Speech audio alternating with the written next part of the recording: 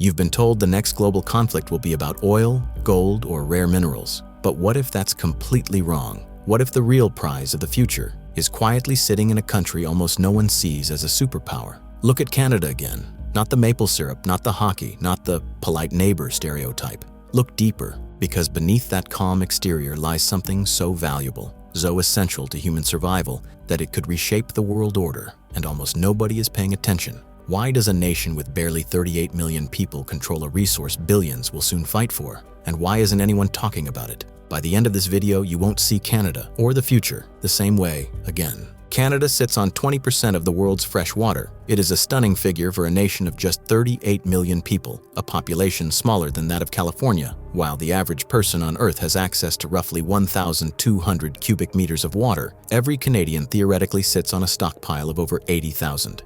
But make no mistake, this isn't just natural wealth. It is a silent geopolitical weapon, a source of power that will only deepen as the century progresses. You see, Canada has quietly built an empire in the shadow of a superpower. Its strength begins with the map itself. This is the second largest country on Earth, a 9.98 million square kilometer fortress of natural treasures. Ancient glaciers carved out over 2 million lakes, creating a coastline that stretches longer than any other in the world. The St. Lawrence River alone funnels 25% of the globe's fresh water into the Atlantic. This water is the engine of the nation, driving massive hydroelectric power and sustaining life across a continent-sized territory. But look deeper, and you find the true strategic assets. Beneath the surface lies the Canadian Shield, an ancient geological core covering half the country. It is a vault packed with gold, nickel, and copper. Canada is now the world's third largest oil producer, holding confirmed reserves second only to Saudi Arabia. It controls 71% of the world's potash, the essential ingredient for fertilizer, and 15% of the uranium needed to fuel nuclear reactors. In a world running low on resources, Canada holds the keys.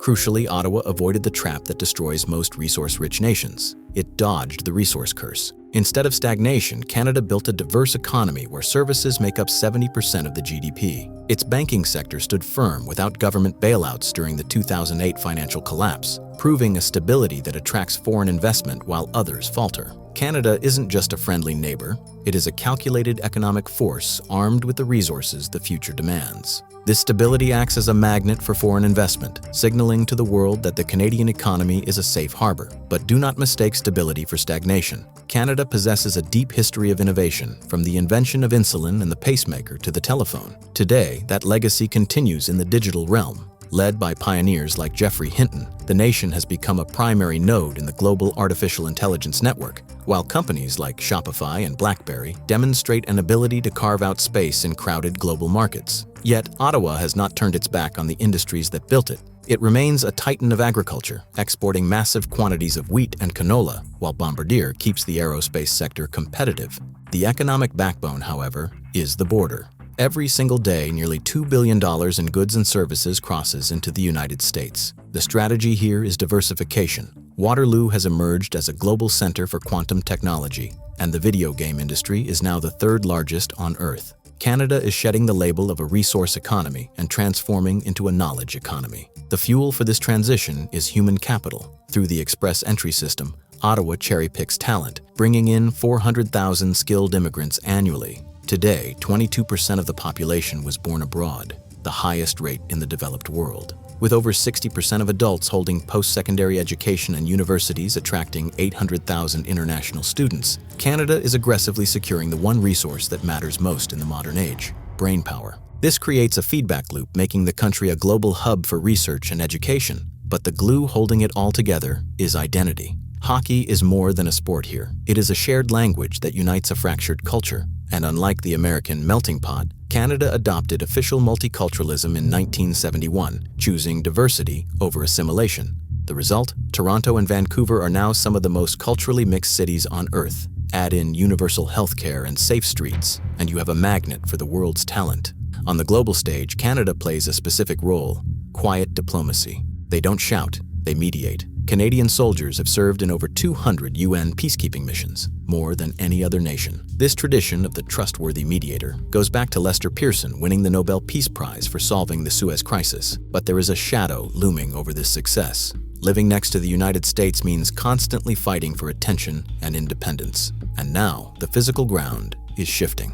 climate change is hitting the Canadian Arctic harder than almost anywhere else. This melting ice has drawn the attention of Russia and China, who are expanding their reach into the north. The Arctic is becoming a battleground, forcing Canada to rush infrastructure and research to the region to prove that this territory is theirs. For now, this journey is only possible with the assistance of icebreaker vessels. But given the rate at which the Arctic is melting, analysts believe that by 2040 or 2050, regular container ships will be able to pass through this region without specialized support. And when that happens, the structure of global trade as we know it will fundamentally change. For example, a ship that currently travels nearly 13,000 miles from Japan to Western Europe through the Suez Canal could, in the future, simply cross the Bering Strait, move through the Northwest Passage, and dock directly in Western Europe. This northern route would be roughly 6,000 miles shorter than the one through Suez. And when a journey is cut in half, the savings in both time and fuel become extraordinary. It is almost certain that once this route becomes fully operational, both the Panama and the Suez Canal will experience a significant decline in traffic and revenue. Gradually, most commercial vessels will begin shifting toward the Northwest Passage, and the country that manages to secure influence over this corridor, quite simply, will see its fortunes transformed. But the situation is more complex. Except for Russia, most Arctic nations maintain friendly relations with one another. However, the sheer amount of money, power, and opportunity hidden within this route means that Canada cannot claim it without resistance. And the challenge becomes even greater because of a country that is not an Arctic nation at all, yet perhaps has the strongest interest in this passage: China.